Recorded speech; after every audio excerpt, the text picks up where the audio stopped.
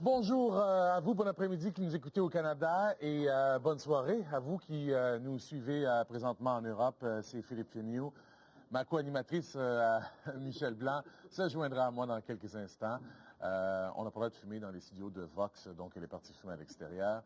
C'est notre troisième heure du Weboton Haïti. Je vous invite à fréquenter nos pages, à cliquer et à donner aussi à Haïti par le biais des organismes que nous supportons durant ce Weboton. C'est le premier objectif. Le deuxième est d'outiller les organismes non gouvernementaux à être plus performants sur le terrain. C'est la raison pour laquelle on a passé une heure avec les gens du Ceci et d'Oxfam au cours des dernières minutes. Ces gens-là ont pris des notes, puisqu'on avait des experts aussi qui ont donné des conseils, notamment Claude Malaison qui va rester avec nous pour les 2 prochaines heures. Carla Beauvais aussi, une spécialiste des communications, très, très habile dans la twittosphère notamment. On peut dire que c'est maintenant...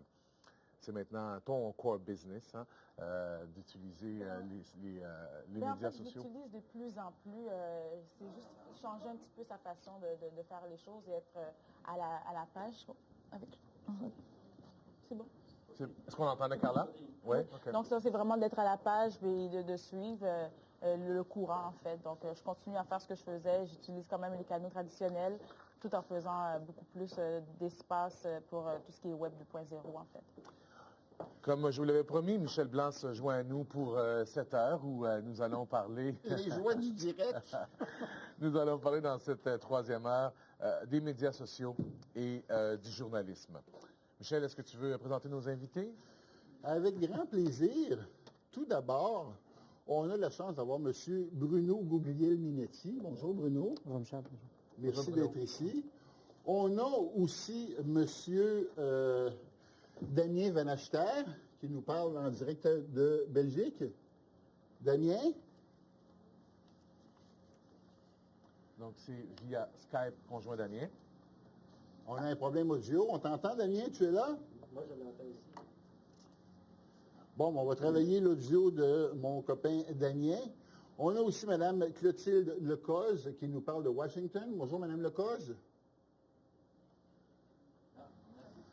Bon, okay. On a un problème audio là aussi. Et on a Carla Beauvais. Moi, je suis là. Alors, bonjour, Carla. Bonjour. Donc, on va discuter du thème journalisme et médias sociaux. Et en attendant que le son se rétablisse, on va commencer avec le copain Bruno. Est-ce que lui, on peut l'entendre? Oui, on peut m'entendre. Un, deux, check. OK, on entend Bruno. Bruno, ce qui se passe présentement, bon, tu es dans les médias depuis plus qu'une décennie. Oui, 25 ans, là. Ah bon, plus un quart de siècle maintenant. C'est quoi ta crème? Je ne peux pas le dire. Elle n'a pas encore breveté. C'est une crème numérique. Et depuis quelques années, il y a un bouleversement, il y a un virage numérique, un virage qui bouleverse la profession du journalisme. Parle-nous un peu de ce virage-là et comment tu le vis, toi, notamment à la Société d'État, à Radio-Canada, où tu entretiens le carnet techno et tu réalises à tous les jours une émission de radio, celle de Christiane Charette.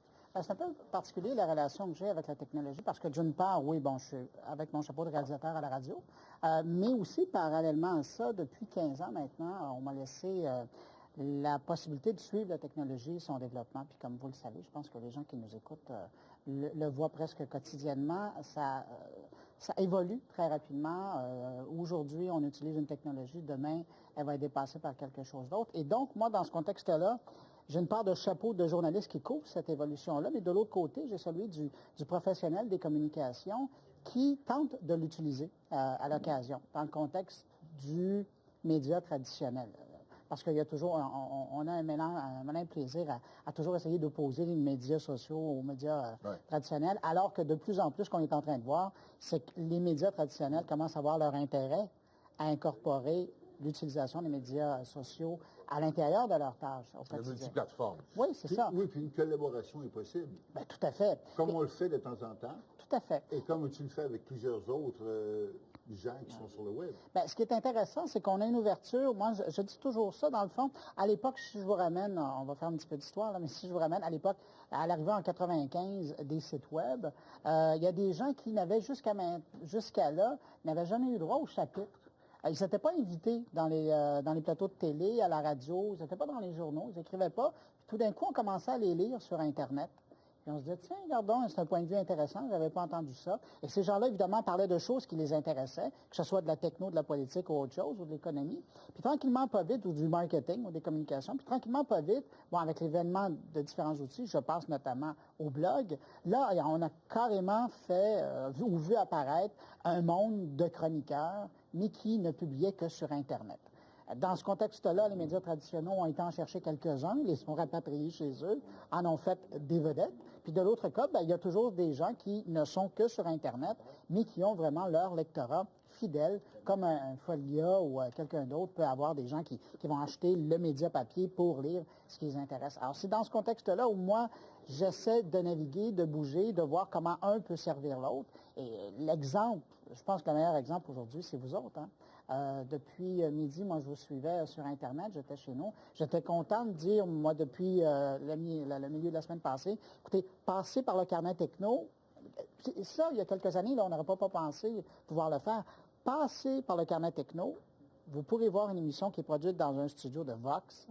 Et vous pourrez participer à une discussion parallèlement, mais qui est toujours branchée sur ce qui se passe en studio, sur un réseau Ustream en parallèle, où il y a une chambre, un forum de clavardage, où les gens peuvent discuter. Il y a quelques années, là, c'était impensable. Et là, on est capable de le faire. Et c'est là qu'on est en train de voir que tout est en train de tomber. Autre bel exemple dans les médias traditionnels, c'est le grand patron de l'information à la BBC, qui la semaine passée a dit à son équipe de journalistes, écoutez, oubliez ça, là, si vous n'êtes pas capable d'intégrer les blogs, Twitter, Facebook à votre façon de travailler, donc d'y être présent, mais aussi de travailler à partir de l'information que vous y trouvez, ben vous n'avez plus de place à la BBC.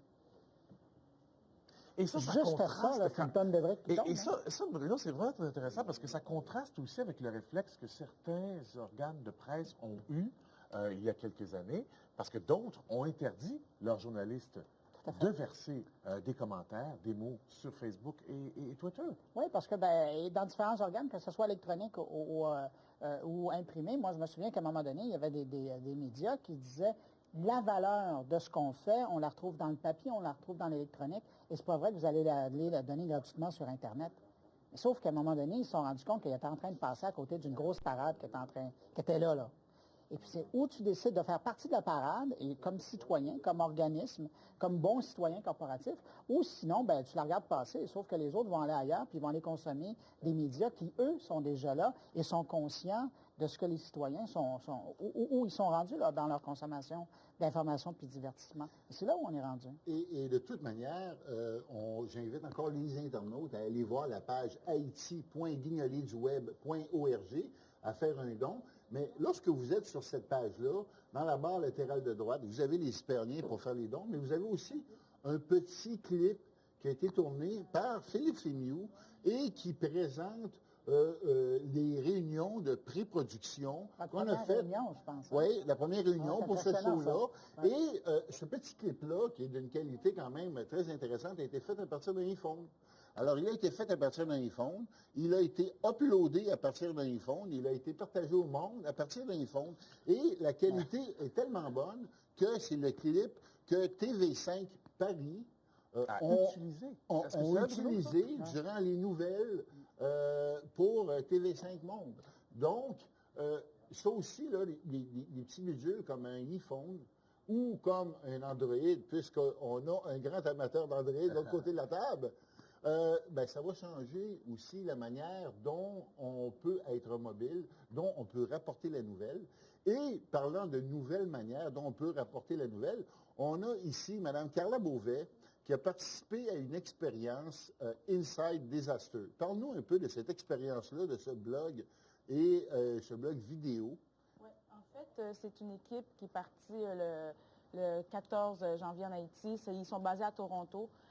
Juste pour faire un contexte, moi j'ai étudié en journalisme, j'ai étudié en communication. J'ai jamais vraiment travaillé dans un média avant InsideDisaster.com. En fait, sur Twitter, ils avaient mis une annonce comme quoi ils cherchaient quelqu'un de Montréal pour traduire les différents blogs qu'ils allaient mettre en ligne et aussi pour parler un peu de ce que Montréal vivait, ce que la communauté haïtienne vivait. Donc, j'ai commencé à travailler comme ça pour eux. Ils sont partis une équipe de 3 pendant 28 jours en Haïti. Ils ont tourné différents clips. Et qu'est-ce qui était vraiment particulier, c'est que ce qu'ils nous montraient, c'était pas ce que les nouvelles, tu sais, on va dire, tu regardes TVA, LCN, RDI, tout le monde a la même nouvelle. Eux, ils avaient vraiment des histoires différentes, particulières. Ils étaient 24 heures sur 24 avec les gens. Ils tournaient 24 heures quasiment. Ils dormaient peut-être 1 heure par jour, puis ils nous montraient des nouvelles qu'on ne voyait pas dans les médias traditionnels. Donc ça, c'était vraiment particulier. Puis on avait un attachement avec certaines personnes aussi qu'on apprenait à connaître pendant ces 28 journées-là. Et aussi, ce qui est intéressant, c'est de voir les médias traditionnels qui prennent ce contenu-là, comme CTV, Global, Radio-Canada, ont pris les vidéos telles quelles, puis les ont présentées dans leurs différents topos nouvelles. Donc, c'est vraiment de voir comment une petite équipe de 3 personnes qui s'en va avec une petite caméra en Haïti, comment ça peut faire un truc viral et encore plus, je dirais, particulier et encourageant, c'est de montrer qu'on avait un fixeur là-bas qui était là, Emmanuel, qui a suivi l'équipe pendant tout le séjour là-bas. Brièvement un fixeur, parce que je pense que c'est pas tout le monde qui sait quoi. En fait, c'est quelqu'un qui était là pour aider l'équipe qui était là de tournage, les conduire à différents lieux, leur montrer un peu... le réseauté sur le terrain, quelqu'un qui connaît bien le terrain. Exactement. Donc, c'est ça. Ouais, donc, Emmanuel qui était là, puis maintenant que l'équipe est repartie, mais c'est lui qui blogue pour Inside Disaster en direct d'Haïti. Et c'est quoi l'URL de Inside Disaster? InsideDisaster.com. InsideDisaster.com en un mot. Exactement. Donc, les gens peuvent aller voir les différents reportages. Il y a 28 reportages sur 26 jours qu'a duré le séjour de l'équipe. Et il y a tellement de choses qui se sont produites à travers justement l'outil, le fait qu'on utilisait Twitter, Facebook, Flickr pour mettre les différentes photos du site. J'ai emmené des vidéoclips, on peut voir le site présentement en ligne. C'est vraiment génial de voir la force. Parce qu'à la base, Inside Disaster, c'était censé être un documentaire. Et puis, ils sont partis dans l'idée de faire un documentaire. Puis, quand ils sont arrivés sur place, ils ont dit, on a tellement de contenu, on a la possibilité de mettre ça en ligne et de faire de la nouvelle. C'était ça la force. Moi, je me souviens, je l'ai vu, je pense que c'est 24 heures après que ça a été mis en ligne. Et c'était la force. C'est qu'on avait l'impression que c'était une couverture, mais vue par des documentaristes. Exactement. Et ça, normalement, là, on attend 6 mois, 1 an, avant de voir le fruit, puis on se dit, oh wow. Mais là, on voyait tout de suite ce qu'ils voyaient. Ouais. Et il y avait la partie, justement, de Carla. Moi, je trouvais ça fascinant parce que je disais, non, mais on n'arrivait plus à saisir, ils étaient combien sur le terrain. C'est parce qu'on lisait comme il faut, OK, elle est à Montréal, lui, il est là-bas, il prend des images, l'autre va le rejoindre. Mais on ne savait plus, là, ça avait l'air d'une pieuvre qui était partout dans le pays et par où on pompait des témoignages. Et tout ça se retrouvait assez rapidement sur Internet. C'était fascinant. C'est vraiment, moi, quand je parle de votre expérience, c'est carrément une nouvelle forme de documentaire. Exactement. On est rendu à autre chose là, avec ce que vous avez fait. Et éventuellement, même, ce qu'on pourrait faire, c'est prendre ces vidéos-là et les remixer et faire un nouveau documentaire à partir de plusieurs de ces éléments-là. Ça va être fait. Aussi, qu'est-ce qui est vraiment, je trouve, qu'est-ce qui est intéressant aussi, c'est de pouvoir mettre à disposition tout ce matériel-là. N'importe qui veut avoir des images, des photos, peut aller sur le site d'Inside Disaster, les prendre et les reposter. En fait, c'est comme ça ne nous appartient plus. Quand Radio-Canada part avec sa caméra, filme ses images, mais ça lui appartient. Tandis que là, avec ces outils-là, justement, on filme les images, on prend des photos, mais il y a plein de sites, j'ai une liste de sites qui ont repris nos images, qui ont repris les photos, puis qui donnent les crédits, bien évidemment, mais ça ne nous appartient plus. C'est sur la toile, les gens en font ce qu'ils veulent, puis c'est là où est-ce qu'on est rendu. Puis je pense qu'il faut continuer moi, dans cette j'avais une veine-là. petite question, parce qu'on a quand même 2 autres panélistes. Je me demande si on peut les entendre, si eux nous entendent. Monsieur Van Achter, est-ce que vous nous entendez? Damien? Madame Lecoz, est-ce que vous nous entendez, Madame Lecoz? Non plus, c'est dommage. Non plus.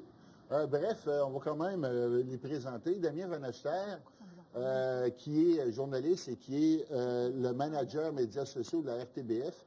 La RTBF ont été très, très innovateurs, notamment en faisant, lors de la dernière élection présidentielle, un chat live sur la page du site de RTBF. RTBF font beaucoup avec les médias sociaux. J'aurais aimé beaucoup entendre Damien là-dessus. Madame Lecoz, les Reporters sans frontières sont en train d'aider à remettre sur pied les médias haïtiens, sont en train d'aider à refaire le journalisme à Haïti.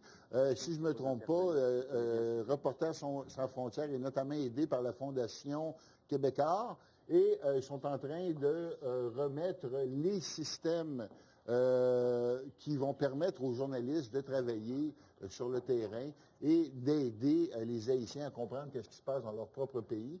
Est-ce qu'on a maintenant des contacts avec nos invités ou on continue? Je pense que Christian voudrait intervenir. Oui, Christian, tu as une question pour nous? Un commentaire? C'est-à-dire que je vais en profiter, vu que nos intervenants sont pour l'instant sur le côté de la route, pour... non, c'est ça, le concept que vient d'évoquer Carla, moi j'appelle ça du journaliste ou du média open source. C'est-à-dire que souvent on nous apporte un contenu tout mâché, tout digéré, avec un angle bien précis, mais il y a plein de documentation en arrière, il y a plein d'informations qui ont été ramassées. Or, ces informations-là, elles ne sont pas réutilisées par les télévisions, les journalistes, les journaux, tout ça. Et dans un cas comme ça, pour des ONG, pour des organismes divers et variés, voire même des entreprises, l'idée de créer du contenu intéressant, pertinent, fait selon des règles fiables, de communication et de journalisme fiable, et de les mettre à disposition pour que d'autres s'en saisissent et les remixent, ça fait partie de la logique même du web 2.0 et des médias sociaux. Donc c'est quelque chose qu'il faut vraiment regarder. Puis je salue l'initiative de l'ONG dont on vient de parler, là, du ceci. Inside Disaster. C'est un consortium de plusieurs médias. Exact. D'ailleurs, justement, tu parles de journalisme open source, on pourrait parler de journalisme 2.0. Moi, j'ai été un petit peu médiatisé. J'ai donné des entrevues à quelques journalistes et j'ai toujours un exemple d'un journaliste d'une télévision privée ici avec qui j'avais discuté une grosse demi-heure. Il était en forme, j'étais en forme, et on en a pris 40 secondes pour faire les nouvelles. Alors, il y a une cassette qui est payée, qui dort sur une étagère et qui ne sert à rien. Et si cette cassette-là avait été mise en ligne, mais ça aurait pu servir à plusieurs autres utilités. Et comme tu le dis, dans le travail journalistique, de toute évidence, le journaliste va parler à différentes sources, va ramasser une documentation souvent hallucinante, et on ne voit qu'une petite portion du résultat de son travail, alors que si toutes les sources étaient mises en ligne, l'auditeur ou le consommateur de nouvelles lui-même pourrait se faire une propre idée de ce qui est le rendu final et continuer la conversation. Maintenant, on s'entend qu'on est au début de ce mash-up, et quand on dit mash-up, pour les copains qui nous écoutent outre-Atlantique, on pourrait appeler ça, ici on appelle ça le pâté chinois, et là-bas, c'est quoi ils appellent ça comment le pâté chinois en France? Je sais pas. Le hachis parmentier. Le hachis parmentier, oui, c'est ça. Alors, on pourrait faire un hachis parmentier de différentes technologies et de différentes sources. Et une des critiques qu'on fait souvent aux médias sociaux lorsqu'on est journaliste, c'est la question de la validité des sources. Et à mon point de vue, cette question-là est fondamentale et cette question-là a toujours existé. Alors, avant que les médias sociaux existent, quand un journaliste avait une source, par exemple, quelqu'un l'appelle au téléphone, il devait valider cette source-là. Alors, ça n'a pas vraiment changé. Qu'est-ce que tu en penses, Louis? Il faut juste savoir de quel point de vue on s'assoit lorsque on écrit sur Internet. C'est-à-dire que lorsqu'on suit, que ce soit à la télé, à la radio, dans le journal, sur un blog ou sur le site officiel d'un média, si on lit un journaliste, on va s'attendre à un professionnalisme comme on s'attend de la part d'un journaliste. Mais du moment que la personne ne se présente pas comme étant un journaliste, mais bien comme un citoyen qui présente son point de vue, à partir de ce moment-là, oui, on espère que la personne va valider ce qu'elle va affirmer, parce que sinon, ça peut être de la désinformation, mais il y a quand même une différence à faire là, au niveau de d'où vient l'information dont on prend. Mais effectivement, du moment où on dit qu'on commence à faire du journalisme, que ce soit du journalisme citoyen ou du journalisme en guillemets traditionnel, il faut valider son information qu'on met là, parce que ultimement, après, ça va être repris. Et je reviens à la petite image que vous faisiez tout à l'heure, Michel, quand vous présentiez le téléphone, que ce soit l'Android, l'iPhone ou les autres. Là, moi, ça fait plusieurs mois que lorsque je rencontre des groupes, je leur dis maintenant, vous avez dans votre poche, évidemment, ça coûte cher par mois, là, mais vous avez dans votre poche tout ce qu'il faut pour faire autant qu'une équipe de télévision peut faire ou pouvait faire il n'y a pas tellement longtemps. C'est-à-dire qu'avec votre téléphone, là, vous avez une caméra, vous avez un micro, et puis vous avez l'équipement pour faire un petit montage, bref, puis vous pouvez l'envoyer sur Internet sur un des nombreux portails qui permet de présenter de la vidéo et de l'audio en direct. Moi, je vous dirais que depuis septembre dernier, je ne travaille qu'avec cet outil-là, peu importe que ce soit diffusé à la radio ou sur Internet. Et donc, toutes les entrevues que je fais, que ce soit sur mon podcast, que ce soit pour des choses qui sont diffusées à la radio traditionnelle, là, ça passe tout par là. Et maintenant, les entrevues que je fais vidéo, je ne les fais que par ça. Et les gens sont bien contents. Alors, mon cher Bruno, moi, j'ai eu la chance cette semaine de voir le nouveau Nexus One. Et je l'ai tenu dans mes mains. On a une copine qui en a eu un en cadeau, puisqu'il l'est donné en cadeau à Au TED. TED, ouais. Et moi, la bave coulait, là. Une chance qu'il n'y avait pas de caméra pour filmer ça, là. Ça va être l'outil journalistique ultime. Oui, mais il faut faire la part. Ben, moi, je vous dirais, au mois de janvier, quand j'étais on va commencer à se lancer là, quand j'ai croisé Philippe qui était au CES. On a fait du podcast ensemble. Ouais. Il y avait déjà des gens qui commençaient à en avoir sur le terrain et justement, et ce qu'on voyait, la grosse différence, on va faire la portion techno, carnet techno. Alors, ce qui était intéressant, c'est la vitesse avec laquelle l'Android, la nouvelle version, fonctionne. C'est presque le double de ce que l'iPhone présentement nous permet de faire, sauf qu'il y a un iPhone 4 qui s'en vient. Évidemment, ils vont jouer aussi sur les processeurs et le système. Ça va être aussi rapide. Ouais. Mais l'idée là-dedans, c'est que vous avez deux appareils. Hein, et là, on est en train de voir, Microsoft était à Barcelone cette semaine pour présenter son nouveau système d'exploitation. Et là, il y a deux types d'appareils cellulaires qui s'en viennent sur le marché. Et là, les consommateurs devront faire leur choix. Et ça va aussi avoir une implication au niveau des citoyens qui veulent être présents et produire du matériel sur Internet pour parler du sujet qu'ils veulent. C'est qu'il y a des types d'appareils qui vont se spécialiser dans le divertissement et d'autres qui vont aller vraiment dans la production. Oui. Et dans ce contexte-là, ben là, il faut vous préparer. Vous allez devoir faire attention sur le type d'appareil que vous allez acheter. Je voudrais savoir, Bruno, justement, dans ce contexte-là, où présentement le citoyen crée du contenu comme ça avec son téléphone, avec une qualité qui est certes correcte, mais qui n'est pas de grande qualité, quel est le contenu qui a le plus de valeur présentement sur Internet? Le contenu de self-média ou le contenu de production de qualité télévisuellement parlant? Là? Bien, il y a deux types de contenus. Au moment d'un événement, il y a le contenu de proximité. Ouais. C'est-à-dire qu'on veut voir des images. Yvon Deschamps, on ne veut pas savoir, on veut voir. Le voir. Proximité, instantanéité? Oui. Cette semaine, encore le cas en Belgique, lorsque les deux trains sont frappés un contre l'autre, ça a pris quelques minutes. Il y avait déjà des images qui étaient sur Twitter. C'était fascinant. Par la suite, la RTBF est arrivée sur les lieux avec leur équipement, tout ça. Et les autres télés, ils étaient là, ils nous ont présenté des images. Mais ça a pris un bout de temps. Donc, il y a cet effet d'instantanéité quand il y a un événement. Par la suite, la place est à la réflexion. Et là, la réflexion, on peut la retrouver dans le papier, on peut la retrouver ailleurs. C'est ce regard de l'extérieur. Mais encore là, ceux qui vont rapporter la nouvelle en premier lieu, ce ne sont pas nécessairement ceux qui vont faire l'analyse et la réflexion sur cette information-là. Et c'est bon aussi. On n'a pas besoin, on a besoin de gens qui sont vraiment là pour aller faire la cueillette d'informations. Puis on a aussi besoin de gens qui ont ce recul et qui peuvent réfléchir et nous aider à comprendre, à tirer des leçons de ce qui se passe et ce qui est dit sur Internet, comme dans les médias traditionnels. On a, comme vous l'avez remarqué, des pépins présentement à parler avec nos invités via Skype. On peut quand même chatter avec eux. J'ai soumis à Claude une question tantôt pour un de nos deux intervenants. Je voulais savoir ce qui a retenu. Ah, maintenant, oui, c'est vrai. Donc, on a soumis la question. Alors, on a Damien en ligne. Bonjour, Damien. Bonjour. Je ne sais pas si je suis en ligne là pour l'instant. Oui, on t'entend, Damien. J'y vais alors. Qu'on est content de te parler, mon cher Damien. On y va. Bonjour tout le monde. D'abord, permettez-moi de vous féliciter pour cette expérience. C'est vraiment une atmosphère que moi j'adore. Bonsoir Michel, bonsoir à tout le monde ici en Belgique. Il est 20h25. Qu'est-ce que j'ai retenu moi de la couverture Haïti par les journalistes? C'est tout simplement cette attention finalement qui est portée à une autre manière finalement de faire son métier. Et ça c'est vachement intéressant. C'est vachement parce qu'on se rend compte que quand on peut être écouté, le fait d'aller écouter ce que les gens racontent, ça change les habitudes, ça change la manière dans laquelle on s'informe soi-même et on devient chacun sa petite presse perso avec les flux d'informations qu'on arrive à trier et à recouper avec les relations par les pairs.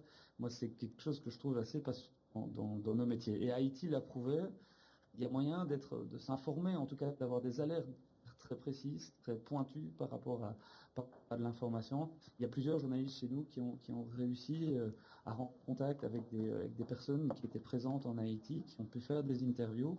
Et ça commence à nous servir aussi pour de l'actualité. On sait qu'on a eu au niveau belge un crash de train il n'y a pas longtemps, la semaine dernière. L'attention des journalistes vers Twitter pour les photos, les vidéos qui ont été diffusées sur Twitter étaient aussi importantes. Voilà. Et on est dans une phase d'apprentissage où on continue à expérimenter, on continue à faire des essais, des erreurs. Et voilà, c'est ça qui est question. Et Damien, si on parlait un peu de qu'est-ce que tu fais à la RTBF, c'est quoi les innovations médias sociaux que vous avez mis en place ou que vous comptez mettre en place dans les mois et les semaines qui s'en viennent?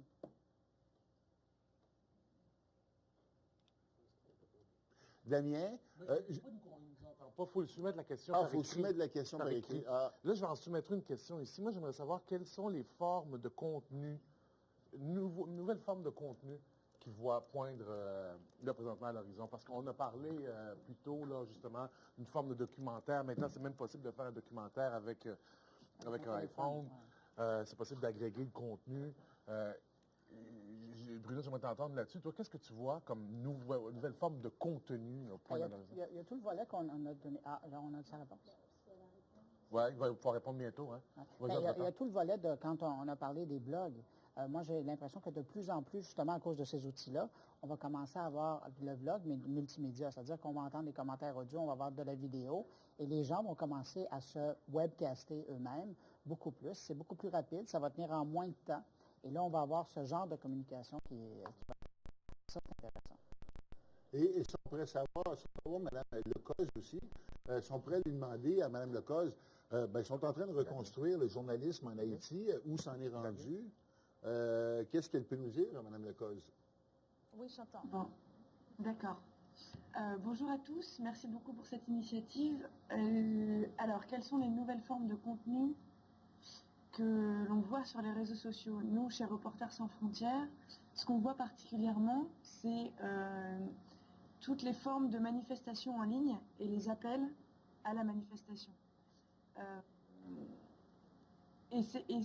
Là-dedans, on peut regrouper ce qui s'est passé avec Haïti. D'abord, c'est quelque chose qu'on a vu pour l'Iran, par exemple, avec beaucoup de manifestants iraniens qui se retrouvent en ligne et qui se donnent des rendez-vous en ligne pour aller ensuite manifester dans les rues. Et c'est souvent ça qui mène à leur arrestation.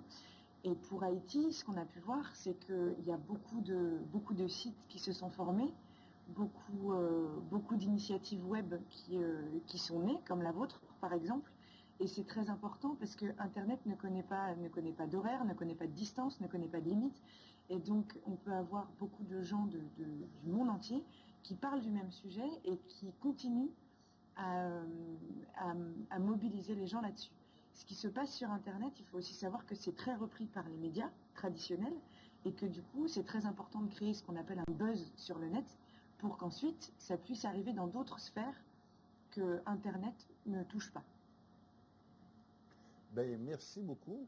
La prochaine question qu'on posera à Mme Lecoz, une fois qu'elle pourra recommuniquer avec nous, c'est de savoir comment va la reconstruction du journalisme en Haïti. Entre-temps, une des questions qui nous est venue du web et que je vais poser à notre panéliste qui est présent. Et merci Bruno d'être là. Une chance, hein? Alors, les journalistes voient-ils un danger à s'impliquer auprès des auditoires qui sont actifs en ligne? Là, tu parles au nom des journalistes. Non, c'est ça, c'est lourd. C'est une grosse question, là. Je pourrais parler de certains collègues qui n'y trouvent aucun problème et d'autres qui trouvent ça délicat. Oui, question de point de vue. Hein? Oui, ça devrait, oui. Et peut-être même de sécurité.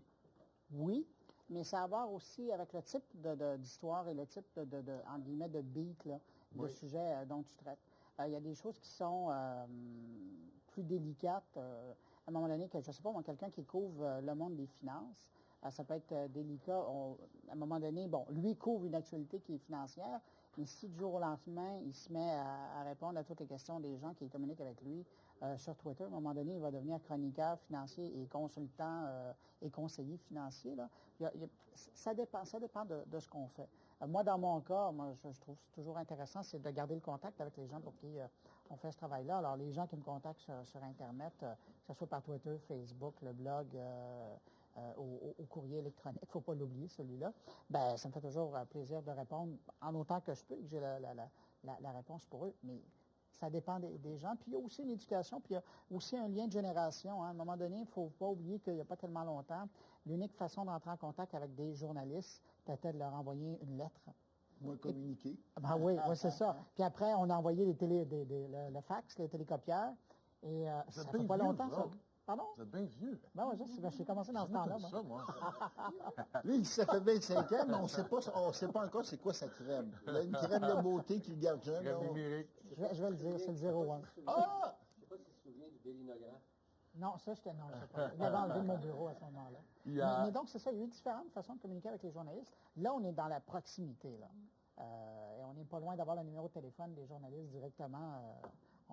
Parce qu'il y a un contact. Hein. Si vous êtes sur Twitter, si vous contactez les gens, vous répondez. C'est ça qui est fascinant aussi. Pour notre travail à nous, de l'autre côté, il y a bien des grands patrons puis des grandes personnalités qui sont inaccessibles. Sauf que quand ils sont sur Facebook ou sur Twitter, ben là, tu envoies le mot, puis c'est lui qui répond. Ben, on a la même réaction que quelqu'un qui tente de rejoindre quelqu'un, qui l'écoute à la radio, qui regarde à la télé. Là, il y a une proximité qui n'était pas là avant. D'ailleurs, moi, je connais des journalistes qui répondent plus vite si je leur tweet un message direct que si je leur téléphone.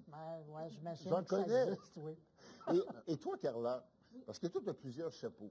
Tu avais le chapeau de Inside des Assures, mais tu es aussi une relationniste. Exact. Et tu es aussi quelqu'un qui est impacté par le changement des médias sociaux.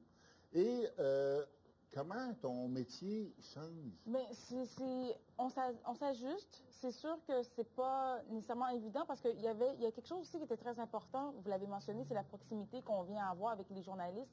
Il y avait cette barrière professionnelle-là qui faisait que, moi, si j'avais envie de parler à un journaliste quelconque, il fallait que je l'envoie mon courriel. Bon, il y avait quand même une barrière quand même assez professionnelle. Ça restait dans le domaine du travail. Maintenant, avec Twitter, ça devient... Je pense que ça facilite un petit peu notre travail parce que la personne vient apprendre à me connaître par les différents tweets que j'envoie, mon Facebook, et vice-versa. Moi, j'apprends à les connaître. Donc, on ne parle pas que de travail aussi.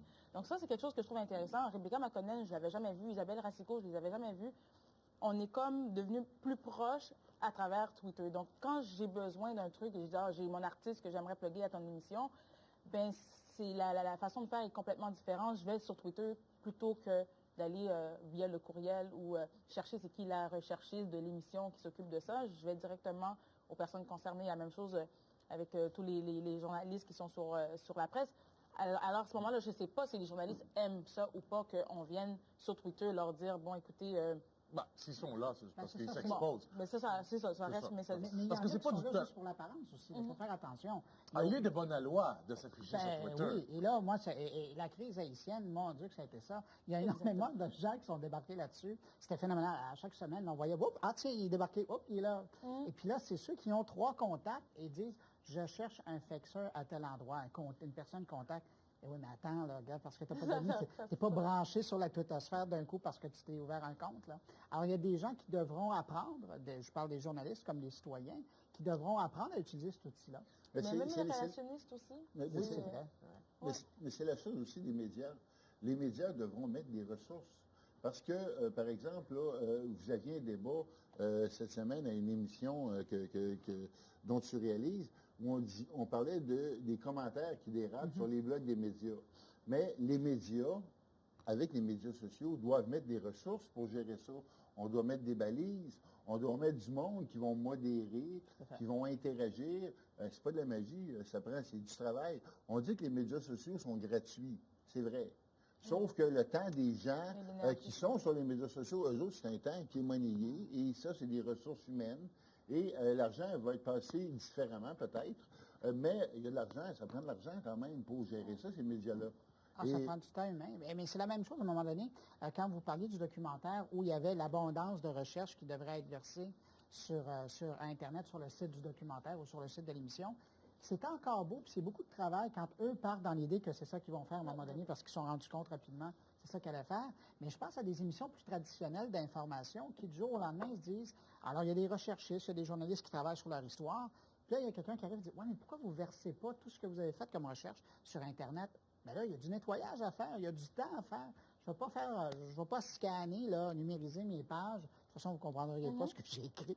Mais, tu sais, je ne vais pas juste verser ça comme ça. Faut le travailler un petit peu. Alors, il y a du temps aussi à mettre pour bonifier de l'information qui est là-dessus. C'est clair. Michel, tu avais posé une question à Mme Lecoz de Reporters sans frontières il y a quelques minutes. Elle est prête maintenant pour te répondre. Mme Lecoz, on vous écoute avec votre réponse. Alors, concernant la reconstruction du journalisme en Haïti, il faut déjà savoir que le journalisme, c'est une profession qui, même avant le tremblement de terre, était peu considérée. Mal payée, pratiquée par des personnes qui n'ont pas forcément la formation nécessaire pour diffuser de l'information et la rendre. Juste un exemple, il y a 2 journaux principaux, presse écrite, en Haïti. Le premier, c'est le Nouvelliste. C'est un quotidien et il tire à moins de 15 000 exemplaires en temps normal. Et le deuxième, c'est le Matin, qui compte moins de 5 000 lecteurs.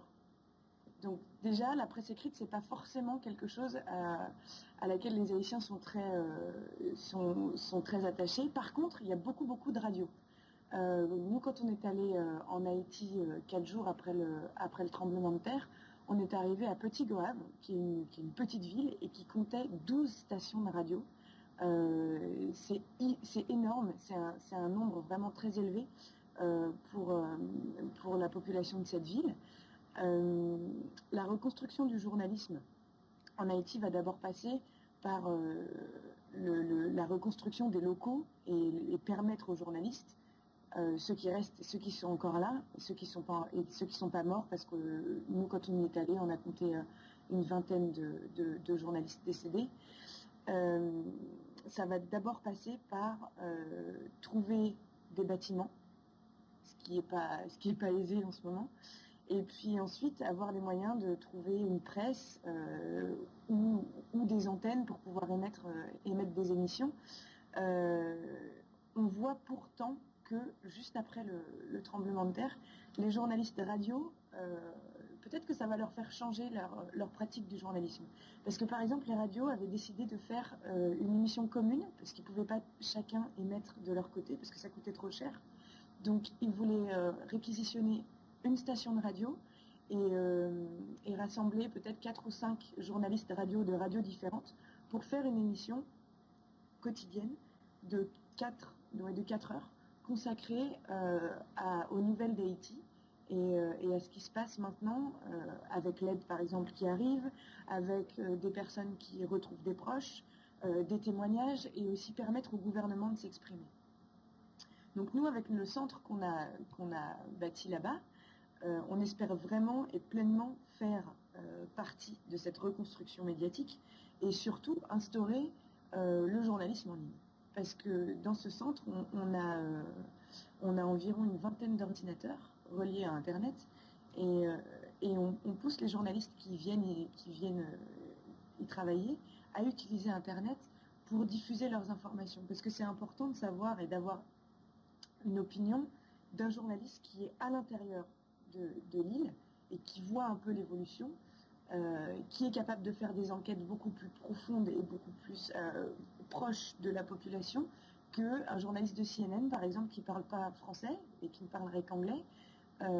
Donc c'est une approche complètement différente que nous, on essaye de faire valoir à notre échelle avec nos 20 ordinateurs.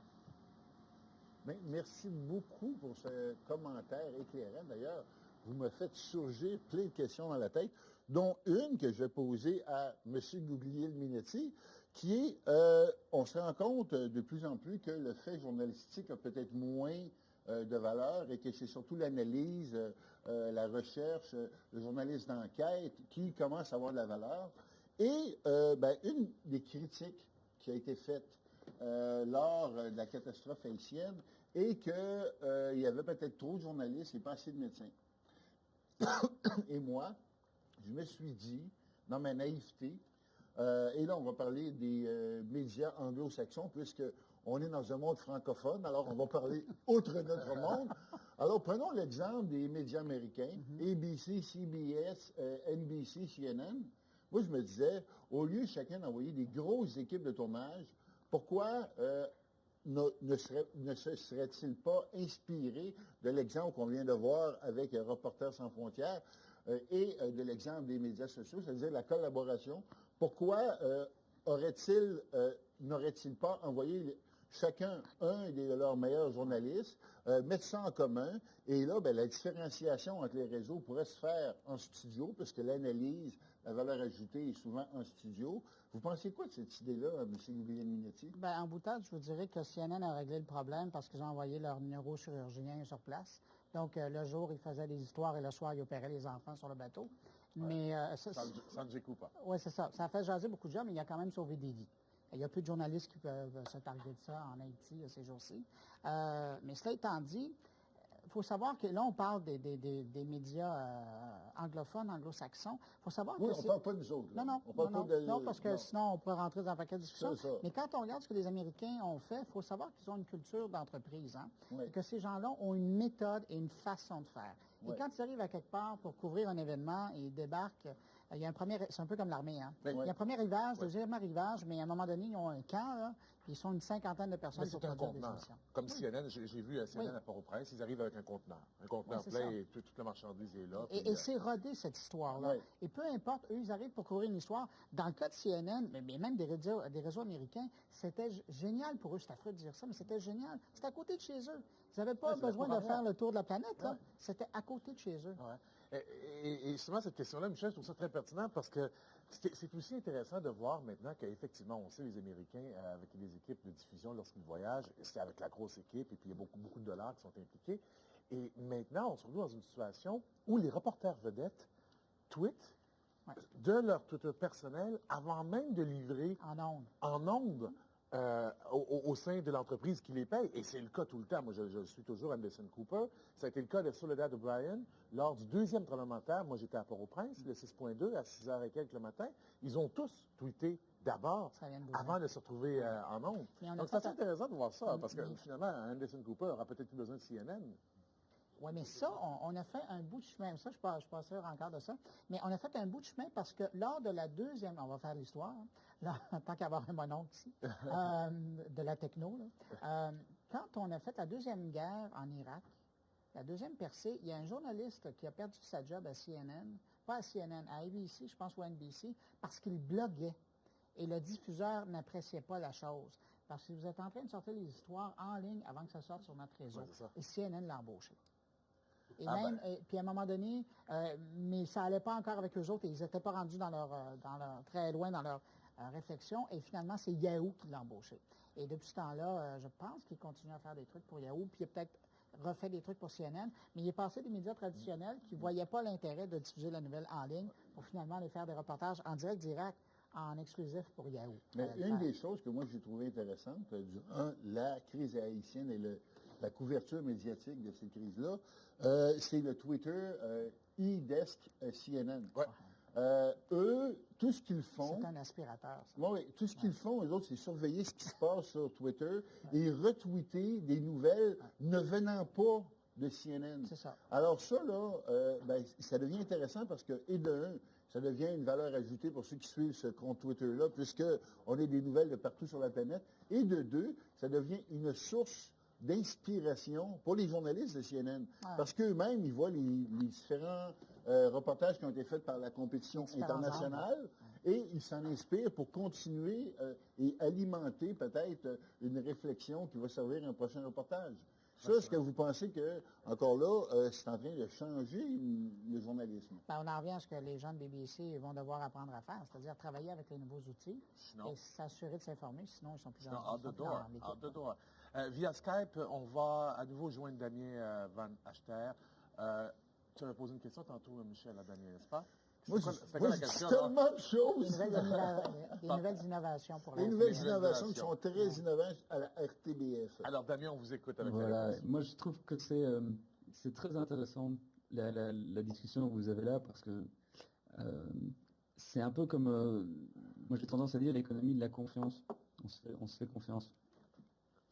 Et ça, on est en plein dedans, en fait. Ça permet aux gens, on se parle, on est sur Twitter, et pour rebondir sur la question que Michel souvient, c'est de se dire, est-ce que finalement, envoyer des informations d'abord sur Twitter, d'abord sur les réseaux sociaux, avant de l'envoyer en ondes, avant de l'envoyer vers la personne qui nous paye finalement pour le faire? Est-ce que c'est tenable à long terme? Moi, j'ai tendance à croire que oui.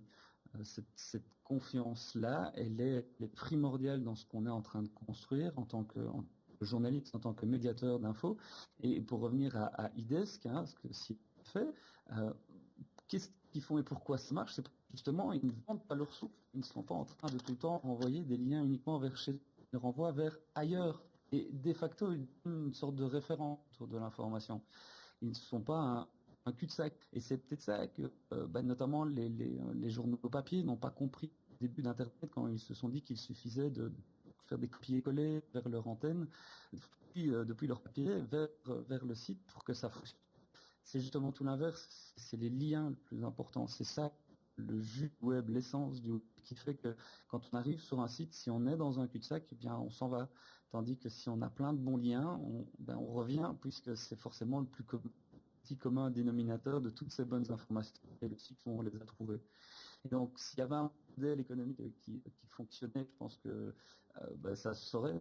Puis c'est en cherchant ensemble, c'est en observant ce qui se passe un peu partout qu'on trouve des solutions, surtout quand on essaie de comprendre un petit peu comment on peut adapter. Je ne pense pas qu'il existe de modèle économique qui soit applicable tel quel chez vous, en Amérique du Sud, en Europe ou en Asie. Ça dépend toujours des publics finalement auxquels on s'adresse, avec une chose qui moi me semble aussi très intéressante dans la manière de voir les choses, c'est qu'on parle beaucoup du personal branding et ça fait paraître ceux qui en parlent comme étant des égos tripants, carabinés, qui pensent qu'à leur nombril.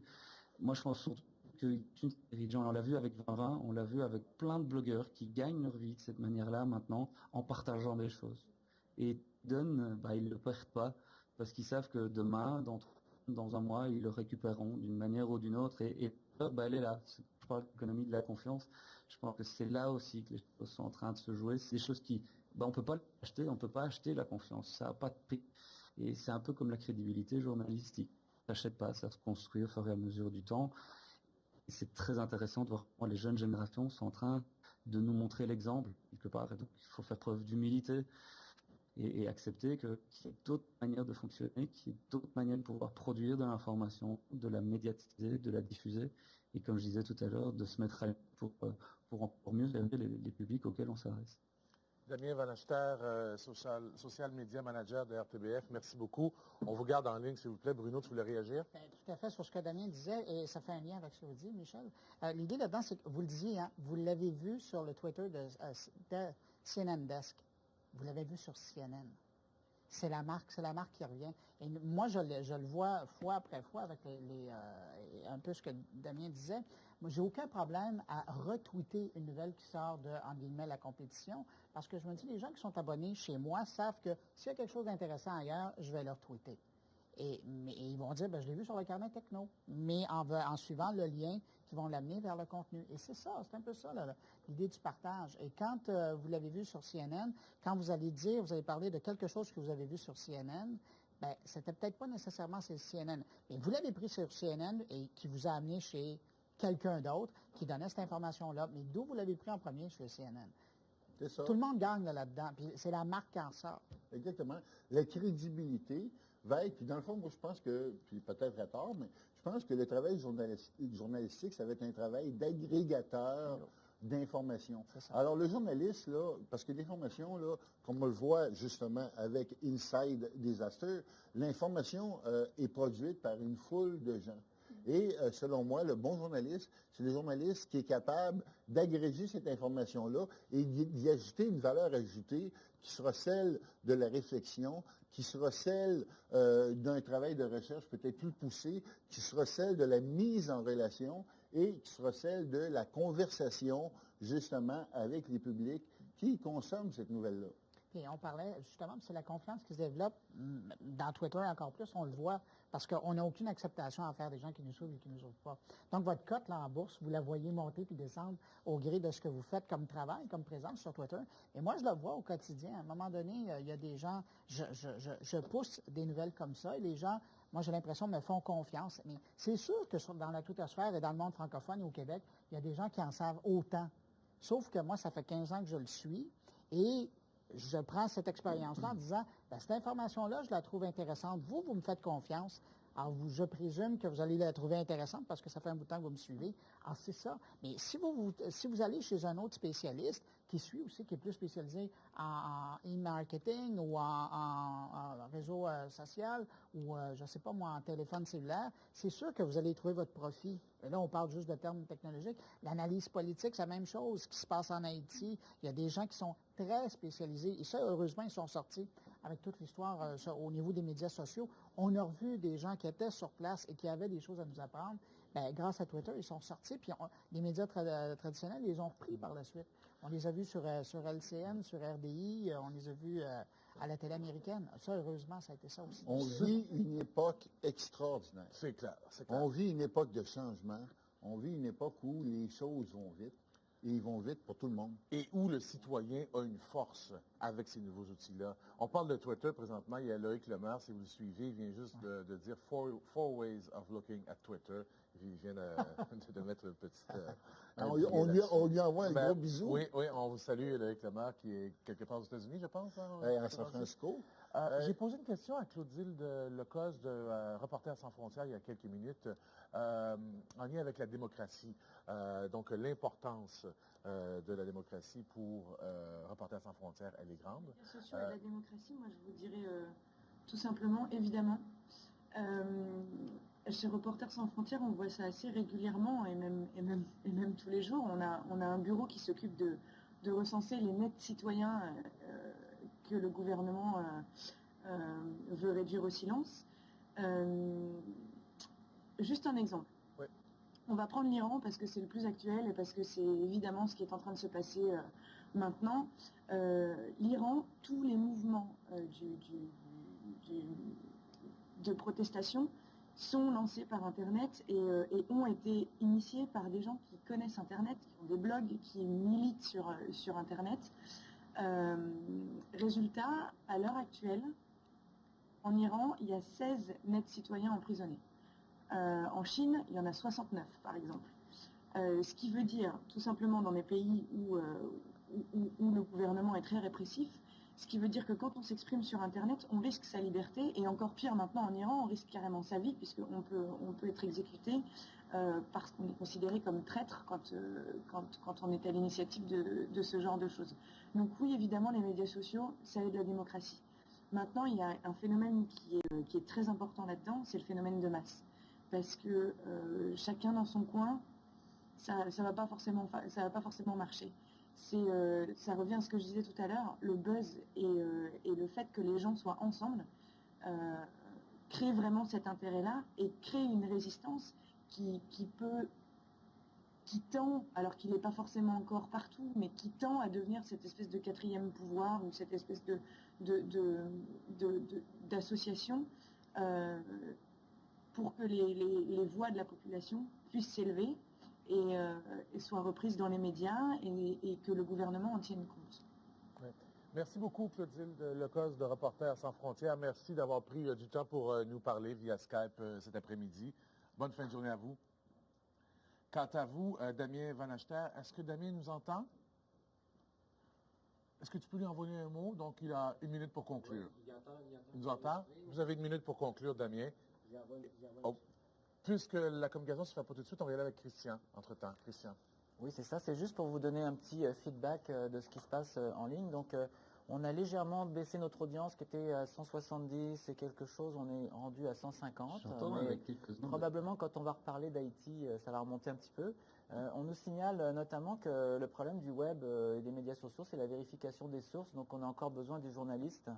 Et par contre, on s'inquiète de ne pas voir encore un journalisme suffisamment géolocalisé, c'est-à-dire plus proche des gens. Et on nous donne un exemple récemment à Rimouski, qui est une petite ville du Québec, enfin une ville du Québec. Il y a eu un accident et puis le journaliste est allé sur le reportage, mais il a tweeté les informations avant d'entrer en onde, ce qui fait que les gens ont pu écouter son reportage à la radio. Donc c'est ce genre de choses-là que les gens...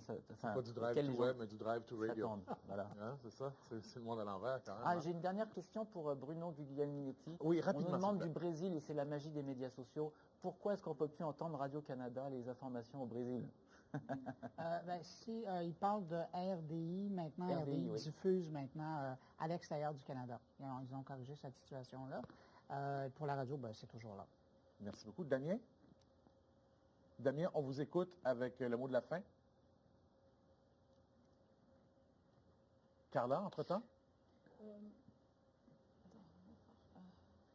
On me dit qu'on va... Ouais. Non, je dirais que pour revenir dans la thématique de ce qui s'est passé là en Haïti, surtout aux ONG qui utilisaient le web, je pense qu'il y a un changement fondamental, c'est l'attention qui est portée par les médias traditionnels sur ce qui se passe sur Internet. Et si 5 ans d'ici, il fallait monter une très grosse opération pour, par exemple, aller arrêter un baleinier au Japon, pour grimper sur les centrales nucléaires, pour attirer l'attention des médias, faire un coup, comme on dit, je pense que maintenant, il y a la possibilité au quotidien d'entretenir l'attention et d'entretenir le silence sur les réseaux sociaux en étant présent de manière intelligente, en relayant des informations des autres ONG aussi pour mettre en valeur le travail qui est fait sur le terrain. Et ne vous tracassez pas, les médias maintenant auront une oreille d'autant attentive sur ce que vous faites, ils pourront aussi vous comprendre mieux. Ce sera une manière aussi de ne plus avoir l'impression d'être coupé au montage, si je puis dire, et de passer les messages que vous avez envie de faire passer, sans compter tous les outils pour avoir des wikis, pour avoir toute une série d'outils comme Ning par exemple, où vous allez discuter entre vous, préparer vos actions présentes de manière permanente sur Internet. Damien, merci beaucoup. Merci Damien, merci à Bruno Guglielminetti, merci à Carla Beauvais et on vous invite entre-temps, pendant notre pause, à aller à haïti.guignoletsduweb.org et à faire votre don. Merci. On se rejoint dans quelques secondes alors qu'on va aborder là, un autre sujet, comment faire les médias sociaux. Donc dans quelques instants, on se retrouve avec Michel Blanc. Merci beaucoup à tous nos invités.